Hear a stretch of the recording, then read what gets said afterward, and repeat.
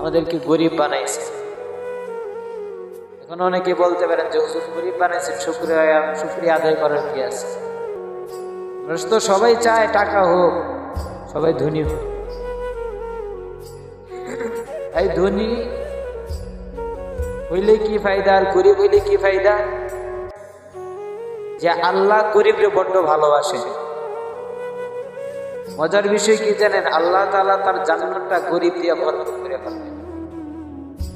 আল্লাহ তার জান্নাত ধনী দিয়ে ভরবেন না ভাই।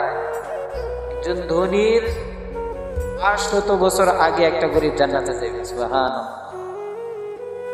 আল্লাহ গরিবরে এত ভালোবাসে, আর এই গরিবগুলো আল্লাহরে বড্ড ভালোবাসে। যে আজকে মাহফিলে যারা আসছে অধিকাংশই গরিব।